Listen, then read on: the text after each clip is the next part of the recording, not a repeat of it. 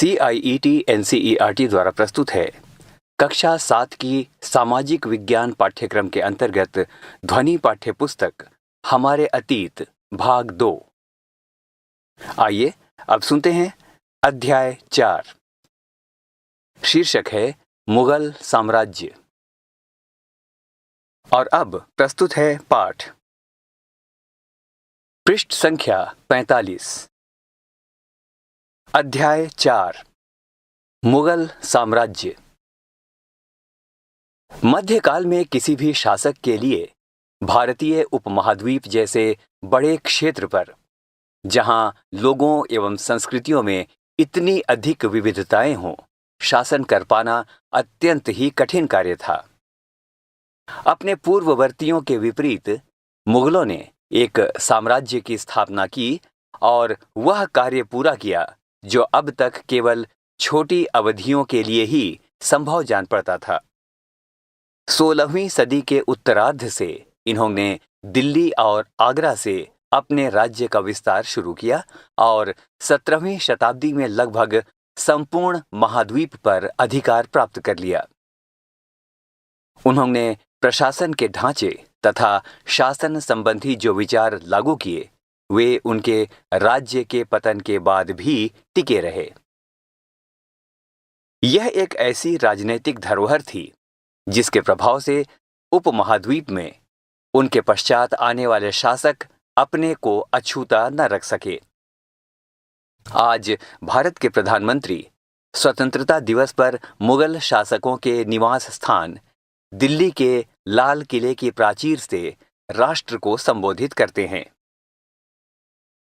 इसी पृष्ठ पर चित्र संख्या 1 और ये लाल किले का चित्र है। पृष्ठ संख्या 46। मुगल कौन थे? मुगल 2 महान शासक वंशों के वंशज थे। माता की ओर से वे मंगोल शासक चंगेज खान, जो चीन और मध्य एशिया के कुछ भागों पर राज्य करता था, के उत्तराधिकारी थे। पिता की ओर से वे ईरान, इराक एवं वर्तमान तुर्की के शासक तैमूर, जिसकी मृत्यु 1404 में हुई, के वंशज थे। परंतु मुगल अपने को मुगल या मंगोल कहलवाना पसंद नहीं करते थे। ऐसा इसलिए था क्योंकि चंगेज खान से जुड़ी स्मृतियां सैकड़ों व्यक्तियों के नरसंहार से संबंधित थीं। यही स्मृतियां मुगलों के प्रतियोगियों उज़्बेकों से भी संबंधित थी। दूसरी तरफ मुगल तैमूर के वंशज होने पर गर्व का अनुभव करते थे, ज्यादा इसलिए क्योंकि उनके इस महान पूर्वज ने 1398 में दिल्ली पर कब्जा कर लिया था। इसी पृष्ठ पर चित्र संख्या 2 और उसका वर्णन इस प्रकार से है। तैमूर और उसके उत्तराधिकारी और मुगल सम्राटों का एक लघु चित्र। 1702 से 1712 के काल का ये चित्र है। मध्य में तैमूर है और उसकी दाहिनी ओर उसका पुत्र मीरन शाह, जो प्रथम मुगल सम्राट बाबर का लकड़दादा था, और उसके बाद अबू सैद, जो बाबर के दादा थे। तैमूर की बाईं ओर सुल्तान मोहम्मद मिर्जा, जो बाबर के परदादा थे, और उमर शेख, जो बाबर के पिता हैं। तैमूर की दाहिनी ओर तीसरे, चौथे और 5वें व्यक्ति मुगल सम्राट बाबर, अकबर और शाहजहां हैं, और उसकी दाईं ओर उसी क्रम से हुमायूं, जहांगीर और औरंगजेब हैं। और इसी चित्र से संबंधित एक प्रश्न यहां पर है, और प्रश्न है, क्या यह चित्र दिखाता है कि मुगल राजत्व का दावा जन्मसिद्ध अधिकार के रूप में करते थे? उत्तर होगा जी हां। पृष्ठ संख्या 47। उन्होंने अपनी वंशावली का चित्र बनाकर किया। प्रत्येक मुगल शासक ने तैमूर के साथ अपना चित्र बनवाया। चित्र 1 को देखिए, जो तैमूर और मुगलों की समूह में तस्वीर प्रस्तुत करता है। मुगल सैन्य अभियान। प्रथम मुगल शासक बाबर 1526 से 1530 ने जब 1494 में फरघाना राज्य का उत्तराधिकार प्राप्त किया तो उसकी उम्र केवल 12 वर्ष की थी। मंगोलों की दूसरी शाखा उज़्बेकों के आक्रमण के कारण उसे अपनी पैतृक गद्दी छोड़नी पड़ी। अनेक वर्षों तक भटकने के बाद उसने 1504 में काबुल पर कब्जा कर लिया। उसने 1526 में दिल्ली के सुल्तान इब्राहिम लोदी को पानीपत में हराया और दिल्ली और आगरा को अपने कब्जे में कर लिया। तालिका 1 में मुगलों के प्रमुख सैन्य अभियानों को दिखाया गया है। इसे ध्यान से पढ़िए। क्या आप इस लंबे घटनाक्रम में कोई पुनरावृत्ति ढूंढ सकते हैं? उदाहरण के लिए आप यह गौर करेंगे कि अफगान मुगल सत्ता के लिए तात्कालिक खतरा थे।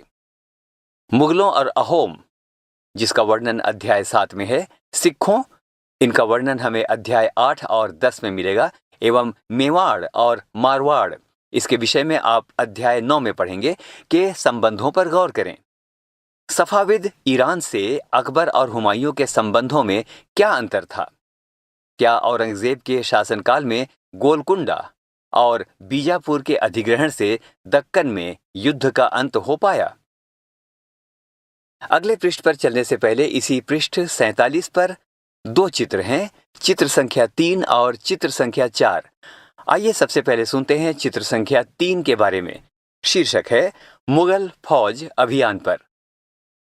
इसका वर्णन इस प्रकार से है। युद्ध में प्रयोग होने वाले बारूद की तकनीक भारत में 14वीं शताब्दी में लाई गई।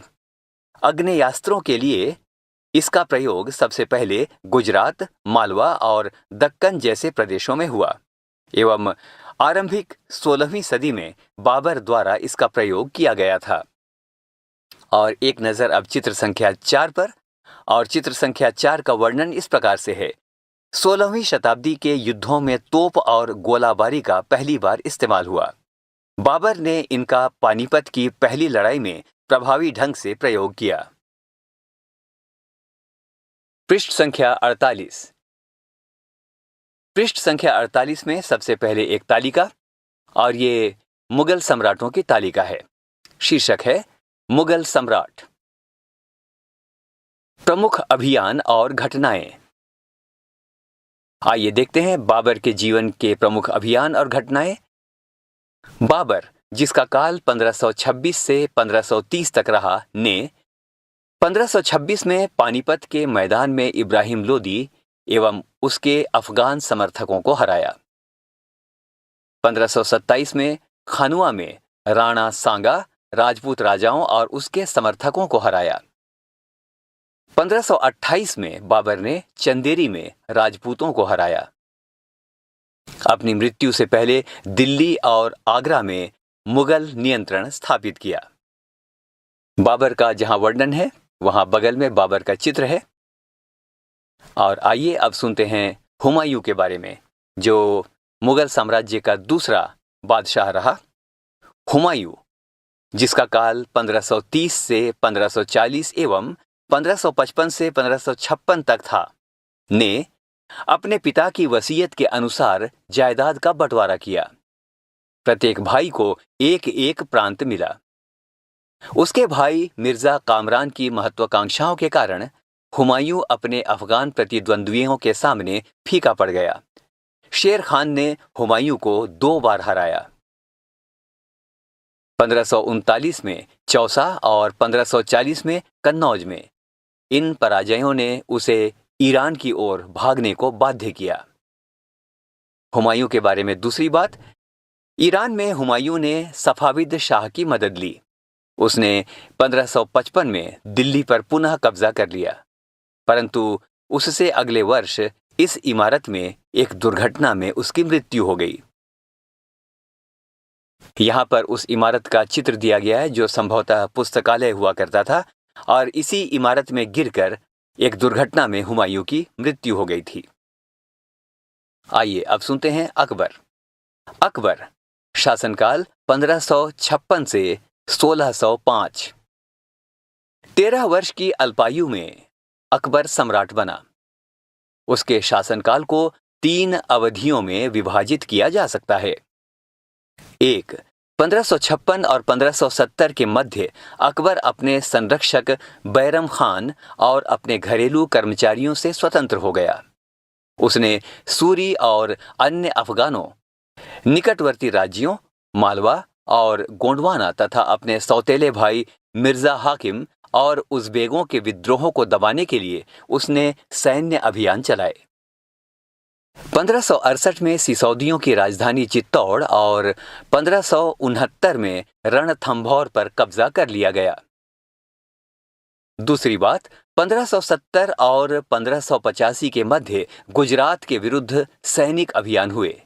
इन अभियानों के पश्चात उसने पूर्व में बिहार, बंगाल और उड़ीसा में अभियान चलाए, जिन्हें 1569 से 80 में मिर्जा हाकिम के पक्ष में हुए विद्रोह ने और जटिल कर दिया। तीसरी बात, 1585 से 1605 के मध्य अकबर के साम्राज्य का विस्तार हुआ। उत्तर पश्चिम में अभियान चलाए गए, सफाविदों को हराकर कांधार पर कब्जा किया गया और कश्मीर को भी जोड़ लिया गया। मिर्जा हाकिम की मृत्यु के पश्चात काबुल को भी उसने अपने राज्य में मिला लिया। दक्कन में अभियानों की शुरुआत हुई और बरार, खानदेश और अहमदनगर के कुछ हिस्सों को उसने अपने राज्य में मिला लिया। अपने शासन के अंतिम वर्षों में अकबर की सत्ता राजकुमार सलीम के विद्रोहों के कारण लड़खड़ाई। यही सलीम आगे चलकर सम्राट जहांगीर कहलाया। पृष्ठ संख्या 49। आइए अब सुनते हैं जहांगीर के बारे में। जहांगीर का काल 1605 से 1627 तक रहा। जहांगीर ने अकबर के सैन्य अभियानों को आगे बढ़ाया। मेवाड़ के सिसोदिया शासक अमर सिंह ने मुगलों की सेवा स्वीकार की। इसके बाद सिखों, अहोमों और अहमदनगर के खिलाफ अभियान चलाए गए, जो पूर्णतः सफल नहीं हुए। जहांगीर के शासन के अंतिम वर्षों में राजकुमार खुर्रम, जो बाद में सम्राट शाहजहां कहलाया, ने विद्रोह किया। जहांगीर की पत्नी नूरजहां ने शाहजहां को हाशिए पर धकेलने के प्रयास किए, जो असफल रहे। बाईं ओर जहांगीर का चित्र दिया गया है। और अब शाहजहां के बारे में। शाहजहां का चित्र यहां पर दिया गया है। शाहजहां का शासनकाल 1627 से 1658 तक रहा। दक्कन में शाहजहां के अभियान जारी रहे। अफगान अभिजात खान जहान लोदी ने विद्रोह किया और वह पराजित हुआ। अहमदनगर के विरुद्ध अभियान हुआ, जिसमें बुंदेलों की हार हुई और ओरछा पर कब्जा कर लिया गया। उत्तर पश्चिम में बल्ख पर कब्जा करने के लिए उज़्बेकों के विरुद्ध अभियान हुआ, जो असफल रहा। परिणाम स्वरूप कांधार सफाविदों के हाथ में चला गया। 1632 में अंततः अहमदनगर को मुगलों के राज्य में मिला लिया गया और बीजापुर की सेनाओं ने सुलह के लिए निवेदन किया। 1657-58 में शाहजहां के पुत्रों के बीच उत्तराधिकार को लेकर झगड़ा शुरू हो गया, जिसमें औरंगजेब की विजय हुई और दारा शिकोह समेत उसके तीनों भाइयों को मौत के घाट उतार दिया गया। शाहजहां को उसकी शेष जिंदगी के लिए आगरा में कैद कर दिया गया। औरंगजेब। यहां औरंगजेब का चित्र है और आइए अब सुनते हैं उसका वर्णन। औरंगजेब का शासनकाल 1658 से 1707 तक रहा। सबसे पहली बात, 1663 में उत्तर पूर्व में अहोमों की पराजय हुई, परंतु उन्होंने 1680 में पुनः विद्रोह कर दिया। उत्तर पश्चिम में यूसुफजई और सिखों के विरुद्ध अभियानों को अस्थायी सफलता मिली। मारवाड़ के राठौड़ राजपूतों ने मुगलों के खिलाफ विद्रोह किया। इसका कारण था उनकी आंतरिक राजनीति और उत्तराधिकार के मसलों में मुगलों का हस्तक्षेप। मराठा सरदार शिवाजी के विरुद्ध मुगल अभियान प्रारंभ में सफल रहे, परंतु औरंगजेब ने शिवाजी का अपमान किया और शिवाजी आगरा स्थित मुगल कैदखाने से भाग निकले। उन्होंने अपने को स्वतंत्र शासक घोषित करने के पश्चात मुगलों के विरुद्ध पुनः अभियान चलाए। राजकुमार अकबर ने औरंगजेब के विरुद्ध विद्रोह किया, जिसमें उसे मराठों और दक्कन की सल्तनत का सहयोग मिला। अंततः वह सफाविद ईरान भाग गया। 2. अकबर के विद्रोह के पश्चात औरंगजेब ने दक्कन के शासकों के विरुद्ध सेनाएं भेजीं। 1685 में बीजापुर और 1687 में गोलकुंडा को मुगलों ने अपने राज्य में मिला लिया। 1658 में औरंगजेब ने दक्कन में मराठों, जो छापामार पद्धति का उपयोग कर रहे थे, के विरुद्ध अभियान का प्रबंध स्वयं किया। औरंगजेब को उत्तर भारत में सिखों, जाटों और सतनामियों, उत्तर पूर्व में अहोमों और दक्कन में मराठों के विद्रोह का सामना करना पड़ा। उसकी मृत्यु के बाद उत्तराधिकार के लिए युद्ध शुरू हो गया। पृष्ठ संख्या 50। पृष्ठ संख्या 50 में सबसे पहले मानचित्र संख्या 1 और इस मानचित्र में 1605 की अवधि के दौरान अकबर राजा के शासन के अंतर्गत आने वाले राज्यों को दिखाया गया है। और अब सुनते हैं पाठ। उत्तराधिकार की मुगल परंपराएं। मुगल ज्येष्ठाधिकार के नियम में विश्वास नहीं करते थे, जिसमें ज्येष्ठ पुत्र अपने पिता के राज्य का उत्तराधिकारी होता था। इसके विपरीत उत्तराधिकार में वे सहदायाद की मुगल और तैमूर वंशों की प्रथा को अपनाते थे, जिसमें उत्तराधिकार का विभाजन समस्त पुत्रों में कर दिया जाता था। तालिका 1 में दिए गए रंगीन उद्धरणों को पढ़िए और मुगल राजकुमारों के विद्रोहों से जुड़े प्रमाणों पर गौर कीजिए। आपके अनुसार उत्तराधिकार का कौन सा तरीका सही था, ज्येष्ठाधिकार या सहदायाद? मुगलों के अन्य शासकों के साथ संबंध। तालिका 1 को फिर से देखें। आप पाएंगे कि मुगलों ने उन शासकों के विरुद्ध लगातार अभियान किए जिन्होंने उनकी सत्ता को स्वीकार करने से इनकार कर दिया। जब मुगल शक्तिशाली हो गए तो अन्य कई शासकों ने स्वेच्छा से उनकी सत्ता स्वीकार कर ली। राजपूत इसका एक अच्छा उदाहरण है। अनेकों ने मुगल घराने में अपनी पुत्रियों के विवाह करके उच्च पद प्राप्त किए, परंतु कईयों ने विरोध भी किया। अगले पृष्ठ पर जाने से पहले इसी पृष्ठ 50 पर एक बॉक्स, और बॉक्स का शीर्षक है राजपूतों के साथ मुगलों की शादियां। जहांगीर की मां कच्छवा की राजकुमारी थी। वह अंबर, जो वर्तमान में जयपुर कहलाता है, के राजपूत शासक की पुत्री थी। शाहजहां की मां एक राठौड़ राजकुमारी थी। वह मारवाड़ यानी जोधपुर के राजपूत शासक की पुत्री थी। पृष्ठ संख्या 51। मेवाड़ के सिसोदिया राजपूत लंबे समय तक मुगलों की सत्ता को स्वीकार करने से इनकार करते रहे, परंतु जब वे हारे तो मुगलों ने उनके साथ सम्माननीय व्यवहार किया और उन्हें उनकी जागीरें या वतन जागीर के रूप में वापिस कर दी। पराजित करने परंतु अपमानित न करने के बीच सावधानी से बनाए गए संतुलन की वजह से मुगल भारत के अनेक शासकों और सरदारों पर अपना प्रभाव बढ़ा पाए, परंतु इस संतुलन को हमेशा बरकरार रखना कठिन था। एक बार फिर तालिका 1 को सुने। गौर करें कि जब शिवाजी मुगल सत्ता स्वीकार करने आए तो औरंगजेब ने उनका अपमान किया। इस अपमान का क्या परिणाम हुआ? मनसबदार और जागीरदार। जैसे जैसे साम्राज्य में विभिन्न क्षेत्र सम्मिलित होते गए, वैसे वैसे मुगलों ने तरह तरह के सामाजिक समूहों के सदस्यों को प्रशासन में नियुक्त करना आरंभ किया। शुरू में ज्यादातर सरदार तुर्की या तुरानी थे, लेकिन अब इस छोटे समूह के साथ उन्होंने शासक वर्ग में ईरानियों, भारतीय मुसलमानों, अफगानों, राजपूतों, मराठों और अन्य समूहों को सम्मिलित किया। मुगलों की सेवा में आने वाले नौकरशाह मनसबदार कहलाए। मनसबदार शब्द का प्रयोग ऐसे व्यक्तियों के लिए होता था जिन्हें कोई मनसब यानी कोई सरकारी हैसियत अथवा पद मिलता था।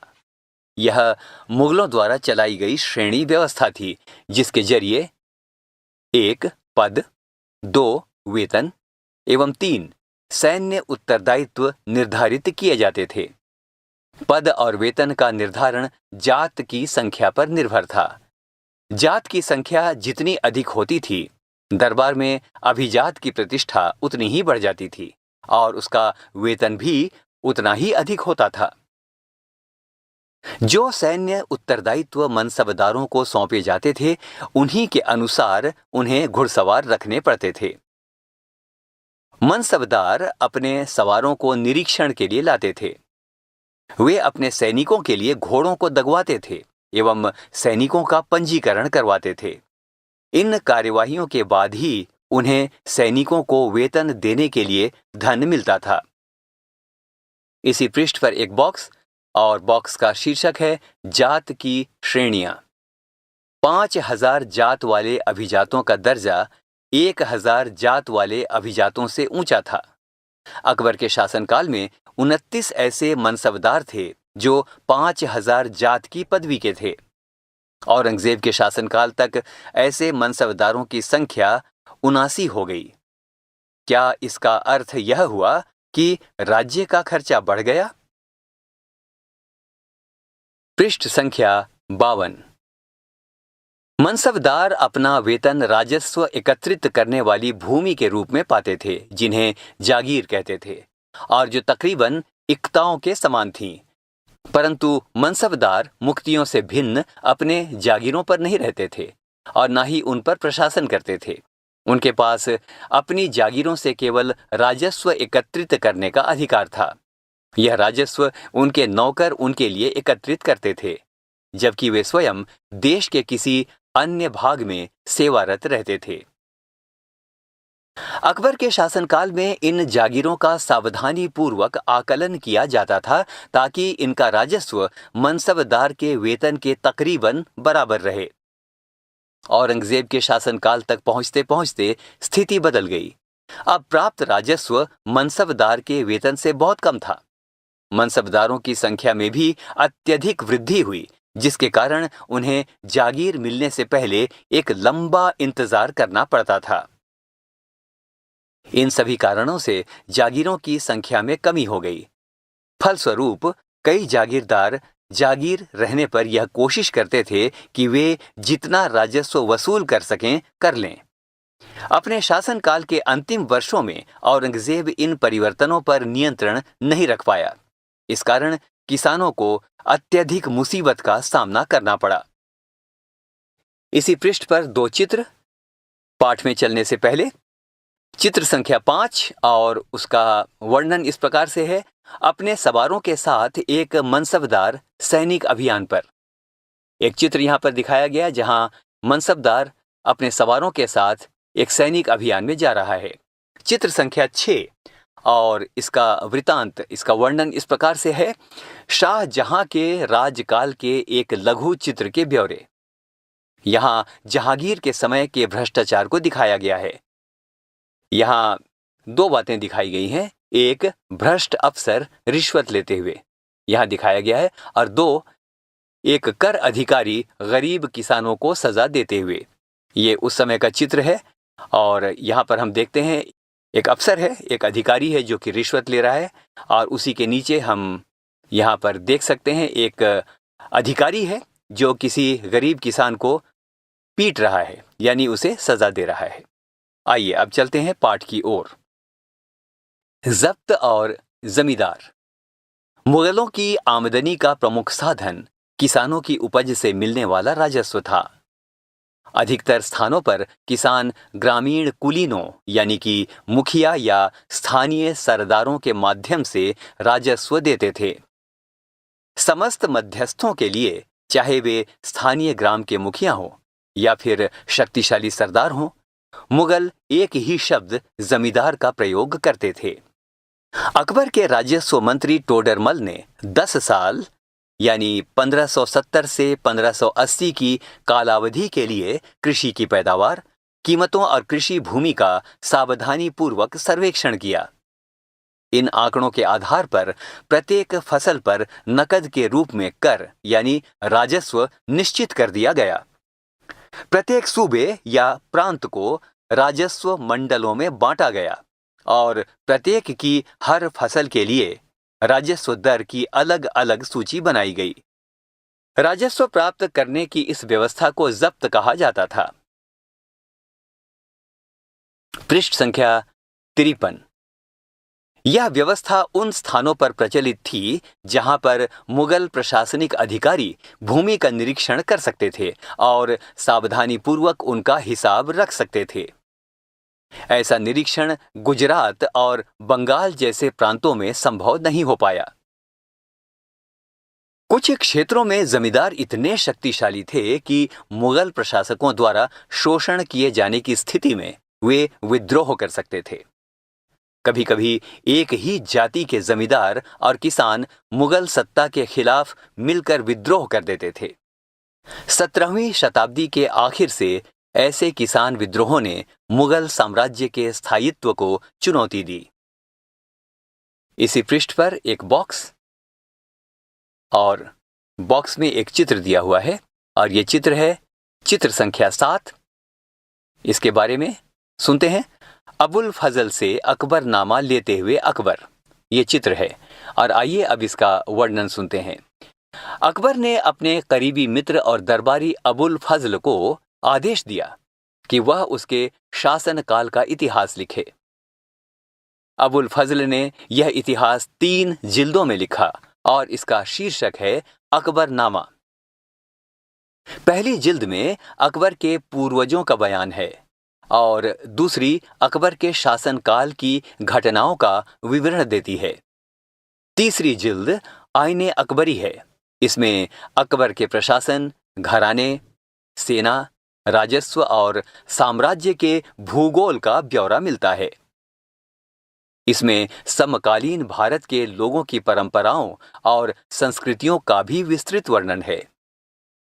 आईने अकबरी का सबसे रोचक आयाम है विविध प्रकार की चीजों, फसलों, पैदावार, कीमतों, मजदूरी और राजस्व का सांख्यिकीय विवरण। और अब सुनते हैं पाठ।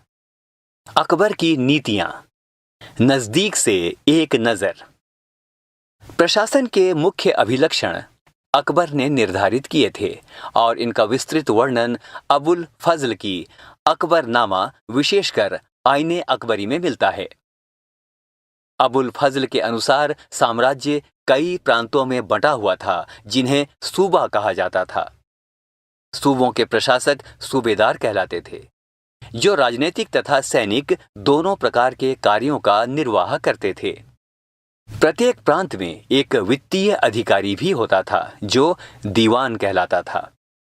कानून और व्यवस्था बनाए रखने के लिए सूबेदार को अन्य अफसरों का सहयोग प्राप्त था, जैसे कि बख्शी यानी सैनिक वेतनाधिकारी, सदर यानी धार्मिक और धर्मार्थ किए जाने वाले कार्यों का मंत्री, फौजदार यानी सेनानायक और कोतवाल यानी नगर का पुलिस अधिकारी। पृष्ठ संख्या 54। पृष्ठ संख्या 54 में सबसे पहले एक बॉक्स और इस बॉक्स में एक चित्र है और चित्र का शीर्षक है नूर जहां का फरमान। आइए सुनते हैं वर्णन। जहांगीर के दरबार पर नूर जहां का प्रभाव। मेहरुन्निसा ने 1611 में जहांगीर से विवाह किया और उसे नूर जहां का खिताब मिला। नूर जहां हमेशा जहांगीर के प्रति अत्यधिक वफादार रही और उसको समय समय पर सहयोग देती रही। नूर जहां के सम्मान में जहांगीर ने चांदी के सिक्के जारी किए जिनमें एक ओर उसके स्वयं के खिताब उत्कीर्ण थे और दूसरी ओर यह वाक्य रानी बेगम नूर जहां के नाम से गढ़ा हुआ। इसी बॉक्स में एक चित्र है जिसका वर्णन हमने पहले सुना। दरअसल यह चित्र एक दस्तावेज है। यह नूर जहां द्वारा जारी किया गया आदेश या फरमान है। चौकोर मोहर बताती है उद्दात और महान महारानी नूर जहां पादशाह बेगम का आदेश। गोल मोहर के अनुसार शाह जहांगीर के प्रताप से महारानी चंद्रमा जैसी वैभवशाली बन गई। हम कामना करते हैं कि नूर जहां पादशाह इस युग की सर्वोत्तम महिला बने। पाठ में जाने से पहले एक शब्द का अर्थ आइए देख लें। वो शब्द है मतांधता। मतांधता का अर्थ ऐसी व्याख्या या कथन जिसे अधिकारपूर्ण कहकर यह आशा की जाए कि उस पर बिना कोई प्रश्न उठाए उसे स्वीकार कर लिया जाएगा। और आइए अब सुनते हैं पाठ। अकबर के अभिजात बड़ी सेनाओं का संचालन करते थे और बड़ी मात्रा में वे राजस्व खर्च कर सकते थे। जब तक वे वफादार रहे, साम्राज्य का कार्य सफलतापूर्वक चलता रहा। परंतु 17वीं सदी के अंत तक कई अभिजातों ने अपने स्वतंत्र ताने बाने बुन लिए थे। साम्राज्य के प्रति उनकी वफादारी उनके निजी हितों के कारण कमजोर पड़ गई थी। 1517 में अकबर जब फतेहपुर सीकरी में था तो उसने उलेमा, ब्राह्मणों, जेसुइट पादरियों जो रोमन कैथोलिक थे और जरदुश्त धर्म के अनुयायियों के साथ धर्म के मामलों पर चर्चा शुरू की। ये चर्चाएं इबादत खाना में हुई। अकबर की रुचि विभिन्न व्यक्तियों के धर्मों और रीति रिवाजों में थी। इस विचार विमर्श से अकबर की समझ यह बनी कि जो विद्वान धार्मिक रीति और मतांधता पर बल देते हैं वे अक्सर कट्टर होते हैं। उनकी शिक्षाएं प्रजा के बीच विभाजन और असामंजस्य पैदा करती हैं। ये अनुभव अकबर को सुलह ए कुल या सर्वत्र शांति के विचार की ओर ले गए। सहिष्णुता की यह धारणा विभिन्न धर्मों के अनुयायियों में अंतर नहीं करती थी, अपितु इसका केंद्र बिंदु थी। नीति शास्त्र की एक व्यवस्था जो सर्वत्र लागू की जा सकती थी और जिसमें केवल सच्चाई और न्याय और शांति पर बल था। पृष्ठ संख्या 55। पृष्ठ संख्या 55 में सबसे पहले चित्र संख्या 9 और इसका शीर्षक है इबादत खाना में अकबर विभिन्न धर्मों के विद्वानों के साथ चर्चा करते हुए। इस चित्र में हम देख सकते हैं कि सम्राट अकबर विभिन्न धर्मों के विद्वानों के साथ चर्चा कर रहे हैं और इसी के साथ इसी चित्र से संबंधित एक प्रश्न भी है। और प्रश्न है, इस चित्र में क्या आप जेसुइट पादरियों को पहचान सकते हैं? आइए अब सुनते हैं पाठ। अबुल फजल ने सुलह ए कुल के इस विचार पर आधारित शासन दृष्टि बनाने में अकबर की मदद की। शासन के इस सिद्धांत को जहांगीर और शाहजहां ने भी अपनाया। बॉक्स पर एक वर्णन और उसके बाद हम आगे चलेंगे। वर्णन इस प्रकार से है, अकबर के बारे में है। अकबर ने कई संस्कृत ग्रंथों के फारसी में अनुवाद कार्यों को संपन्न कराया। इस उद्देश्य हेतु उन्होंने फतेहपुर सीकरी में एक मकतब खाना या अनुवाद ब्यूरो की स्थापना की। महाभारत, रामायण, लीलावती और योग वशिष्ठ जैसे कुछ उल्लेखनीय संस्कृत ग्रंथ को अनुवाद कार्य के लिए चुना गया। रज़्मनामा, जो महाभारत का फारसी अनुवाद है, में महाभारत की घटनाओं का विस्तृत चित्रांकन है। और अब सुनते हैं सुलह ए कुल के बारे में। इसी पृष्ठ 55 पर एक बॉक्स में यह वर्णन दिया गया है। आइए सुनते हैं। अकबर की सुलह ए कुल की नीति का उनके पुत्र जहांगीर ने इस प्रकार से वर्णन किया है। ईश्वरीय अनुकंपा के विस्तृत आंचल में सभी वर्गों और सभी धर्मों के अनुयायियों की एक जगह है। इसलिए उसके विशाल साम्राज्य में, जिसकी चारों ओर की सीमाएं केवल समुद्र से ही निर्धारित होती थीं, विरोधी धर्मों के अनुयायियों और तरह तरह के अच्छे बुरे विचारों के लिए जगह थी। यहाँ असहिष्णुता का मार्ग बंद था। यहाँ सुन्नी और शिया एक ही मस्जिद में इकट्ठे होते थे और ईसाई और यहूदी एक ही गिरजे में प्रार्थना करते थे। उन्होंने सुसंगत तरीके से सार्विक शांति यानी सुलह ए कुल के सिद्धांत का पालन किया। पृष्ठ संख्या 56। 15वीं शताब्दी में और उसके पश्चात मुगल साम्राज्य। मुगल साम्राज्य की प्रशासनिक और सैनिक कुशलता के फलस्वरूप आर्थिक और वाणिज्यिक समृद्धि में वृद्धि हुई। विदेशी यात्रियों ने इसे वैसा धनी देश बताया जैसा कि किस्से कहानियों में वर्णित होता रहा है। परंतु यही यात्री इसी प्रचुरता के साथ मिलने वाली दरिद्रता को देखकर विस्मित रह गए। सामाजिक असमानताएं साफ दिखाई पड़ती थीं। शाहजहां के शासनकाल के 20वें वर्ष के दस्तावेजों से हमें पता चलता है कि ऐसे मनसबदार जिनको उच्चतम पद प्राप्त था, कुल 8000 में से 445 ही थे।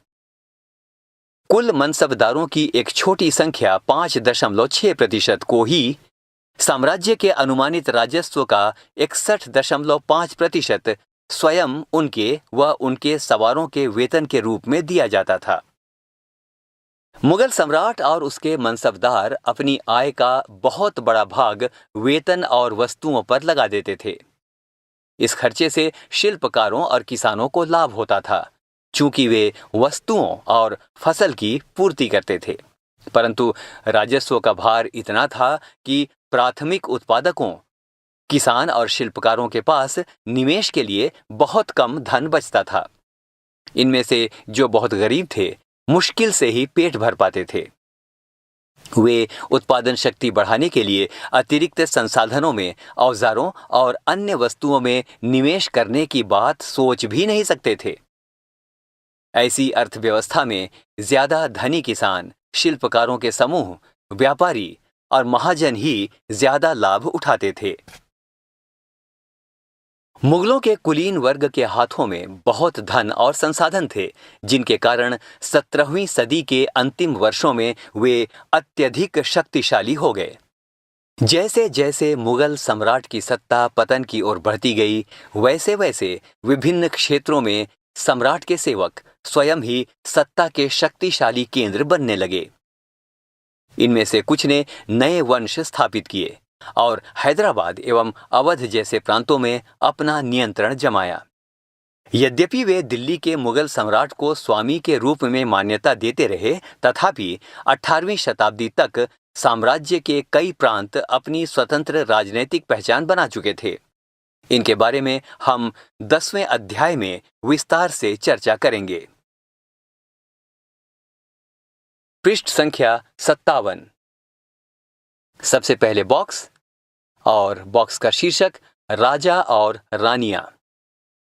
16वीं सदी में मुगलों के लगभग समकालीन संसार के विभिन्न भागों में भी कई महान राजा रानियां थे। इनमें ऑटोमन तुर्की के सुल्तान सुलेमान, जिसका शासनकाल 1520 से 1566 तक है, शामिल हैं। उसके राज में ऑटोमन राज्य का विस्तार यूरोप की ओर हुआ। उसने हंगरी को अपने राज्य के साथ मिला लिया और ऑस्ट्रिया को घेर लिया। उसकी फौजों ने बगदाद और इराक भी हथिया लिया। मोरक्को तक उत्तरी अफ्रीका का बहुत सा हिस्सा ऑटोमन सत्ता को मानता था। सुलेमान ने ऑटोमन नौसेना का पुनर्गठन किया। पूर्वी भूमध्य सागर के इलाकों पर इस नौसेना के प्रभुत्व की वजह से स्पेन के साथ उसकी प्रतिस्पर्धा हुई। अरब सागर में इस नौसेना ने पुर्तगालियों को चुनौती दी। सम्राट को अल कानूनी यानी विधि निर्माता का खिताब दिया गया, क्योंकि उसके शासनकाल में बड़ी संख्या में नियम कानून बनाए गए थे। इन नियमों का लक्ष्य यह था कि बढ़ते हुए साम्राज्य के विभिन्न क्षेत्रों को ध्यान में रखते हुए प्रशासनिक तरीकों का मानकीकरण हो, ताकि किसानों को बेगार और भारी करों से बचाया जा सके। आगे चलकर 17वीं शताब्दी में ऑटोमन क्षेत्रों में जब सार्वजनिक व्यवस्था का पतन हुआ, तो सुलेमान कानूनी के काल को आदर्श शासनकाल के रूप में याद किया जाने लगा। अकबर के अन्य समकालीन शासकों के बारे में पता लगाएं। इंग्लैंड की शासक रानी एलिजाबेथ 1558 से 1603, ईरान का सफाविद शासक शाह अब्बास 1588 से 1629 तक, और इनसे कहीं ज्यादा विवादास्पद रूसी शासक जार इवान चतुर्थ वेसिलियेविच, जिसका शासनकाल 1530 से 1584 तक था, जो इवान दी टेरिबल के नाम से कुख्यात है। कल्पना कीजिए, बाबर और अकबर शासक बनने के समय में आपकी ही उम्र के थे। कल्पना करें कि आपको पैतृक संपत्ति के रूप में एक राज्य प्राप्त होता है। आप अपने राज्य को स्थायी और समृद्ध कैसे बनाएंगे? फिर से याद करें। साथियों, यहाँ 2 स्तंभ हैं और आपको दोनों स्तंभों में आपस में मिलान करना है। आइए सबसे पहले सुनते हैं पहला स्तंभ। उसमें ये शब्द हैं मनसब, मंगोल, सिसोदिया राजपूत, राठौर राजपूत, नूरजहां और सूबेदार। दूसरा स्तंभ मारवाड़, गवर्नर, उज़्बेक, मेवाड़, पद, जहांगीर। पृष्ठ संख्या 58। प्रश्न में जाने से पहले कुछ बीज शब्द यहाँ बॉक्स में दिए गए हैं। इन बीज शब्दों का इस्तेमाल इस अध्याय में हुआ है और आइए अब सुनते हैं इन बीज शब्दों को।